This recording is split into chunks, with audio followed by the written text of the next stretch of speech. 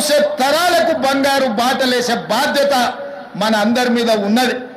అందుకే ఈరోజు తెలంగాణ రాష్ట్రంలో ఒక పక్కన నిరుద్యోగ సమస్యను పరిష్కరిస్తూ ఇంకొక పక్కన విదేశీ పర్యటనలకు వెళ్ళి జాతీయ అంతర్జాతీయ స్థాయిలో తెలంగాణ రాష్ట్రానికి వేలాది కోట్ల రూపాయల పెట్టుబడులు తీసుకొచ్చి పరిశ్రమలను స్థాపించి ఆ పరిశ్రమల ద్వారా లక్షలాది మంది నిరుద్యోగ యువకులకు ఉద్యోగ ఉపాధి అవకాశాలు కల్పించాలన్న ఆలోచన మన ప్రభుత్వం చేస్తున్నది.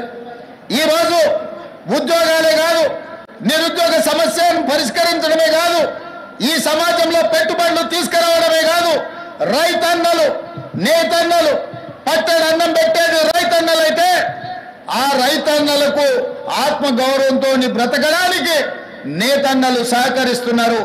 నేతన్నలతో పాటు గీతన్నలు ఈరోజు మన సమాజంలో ఉన్నారు.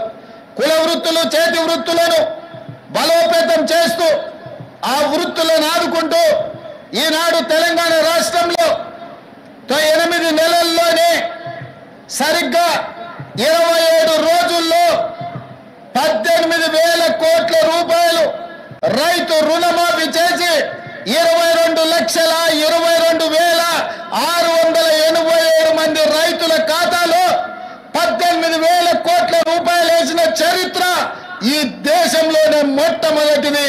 తద్వారా మీరందరూ రైతుల బిడ్డలు, గ్రామీణ ప్రాంతం నుంచి వచ్చిన వాళ్ళు, వ్యవసాయము వ్యవసాయ సమస్యలు రైతుల యొక్క కష్టాలు తెలిసినోళ్ళు.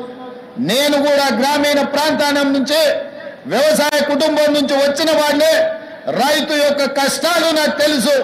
అందుకే 18,000 కోట్ల రూపాయలు కడుపు కట్టుకొని నిధులు సేకరించి 18,000 కోట్ల రూపాయలు ఈనాడు రైతుల ఖాతాలో వేసి రైతన్నల కళ్ళల్లో ఆనందం చూస్తున్నాం.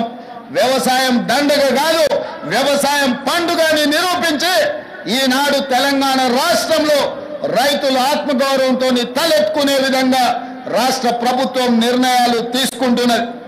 ఇవాళ ఈ తెలంగాణ రాష్ట్రం పచ్చగా ఉండాలన్నా, పసిడి పంటలు పండాలన్నా ప్రాజెక్టులతో పాటు చెరువులను కుంటలను కాపాడుకునే బాధ్యత మన మీద ఉన్నది.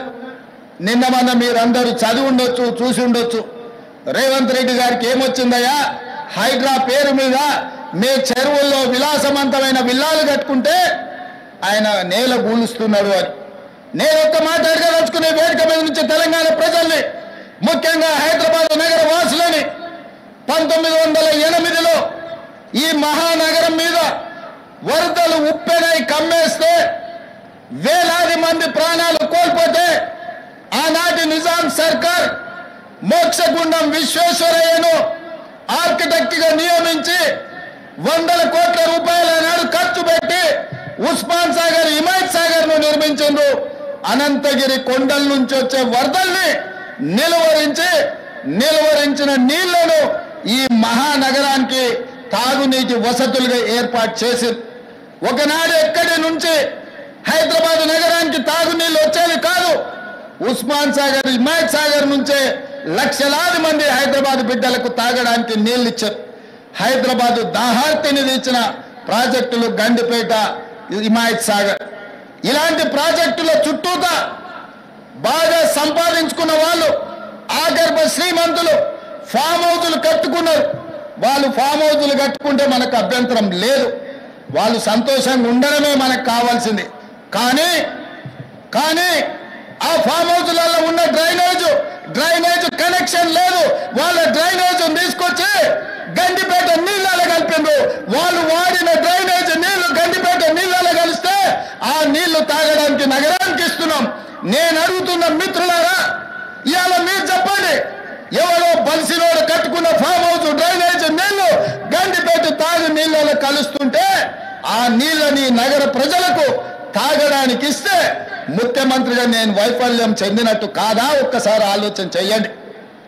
భవిష్యత్ తరాలకు అందించాల్సిన బాధ్యత చెరువులు, కుంటలు, నాలాలను ఎవరెవరో ఆక్రమించుకుంటే వాళ్ళ ఆక్రమణలో చెరబడితే ఇవాళ నగరం మీద ఉప్పెనై వరదలు వస్తున్నాయి. ఆ వరదలు ఎక్కడికి వెళ్తున్నాయి? బస్తీలో ఉన్న పేదోళ్ళ ఇళ్లకు పోతున్నాయి.